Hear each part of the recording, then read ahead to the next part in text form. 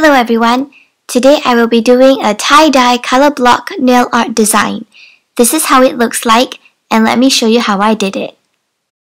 I did the design the first time, but I wanted to improve on it, so I did it again. I put both clips together, so you will see two different nail art in this video. There are a few different ways you can do this. They're all really similar and it doesn't matter which you choose. As long as you like it, that's good enough. I did a small experiment on the different types of sponges.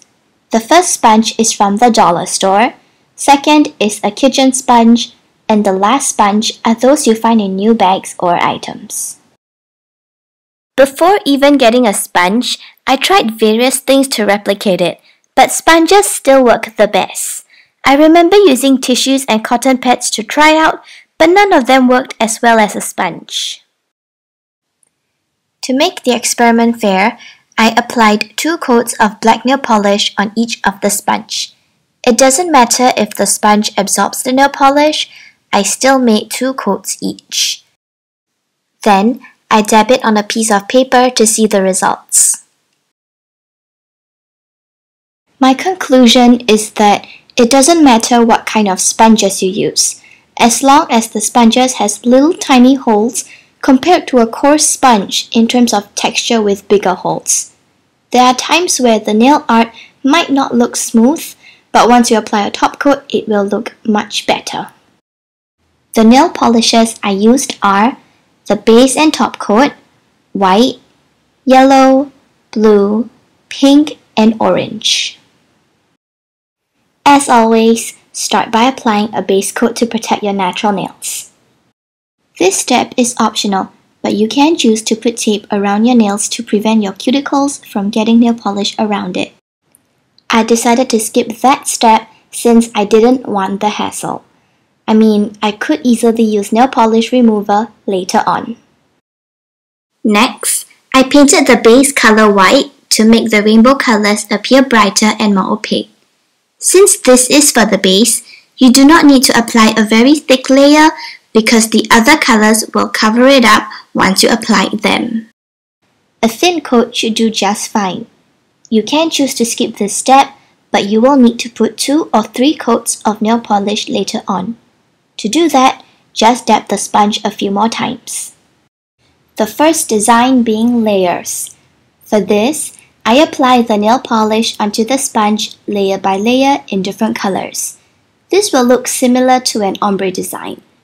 If you want the colors to blend more, use a brush to help you. I skipped that step since I wanted the colors to stand out more than blend. Another pattern is to paint various colors at different parts on the sponge, making it really look like tie-dye. Quickly dab the colors onto your nail. If not, the sponge may absorb the nail polish. If that happens, just apply more onto the sponge. Then, I dabbed the sponge onto my nails and this was the result. For this, you do not need a brush since you want the bright colors to pop. The thing about this method is that the design can turn out really messy, but if that is what you are going for, then great. It looks random and different, a bit like tie-dye. If the color appears too light, you can easily touch up with more nail polish. Here you can see that I reapplied the colors at the same spot on the sponge and onto my nails. If you change the position, there is a possibility that the colors will be at different areas, be it the sponge or your nails. This will cause the colors to mix or blend together.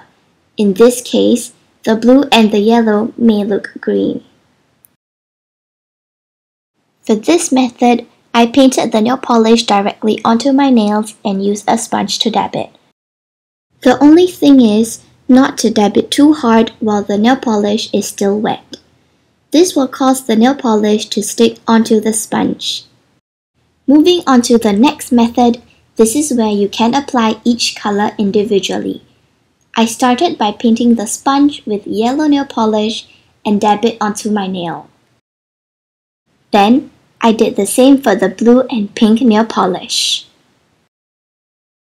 The good thing about this is that you can place the colors exactly where you want it onto your nails. Not that you cannot put it accurately with the previous method, it's just that this is more controlled. The last way you can do it is to overlap the colors. Start by painting it one color, in my case it was pink. Then I put the blue nail polish over it and the yellow polish on the top. You can make it in blobs, lines, whatever patterns you want to make. Just be careful when you do this, the colors may blend and change into a new color. To end, apply a top coat on all your nails to seal in the design. This will also help to cover up blemishes and smooth out the colors or texture depending on the sponge you used.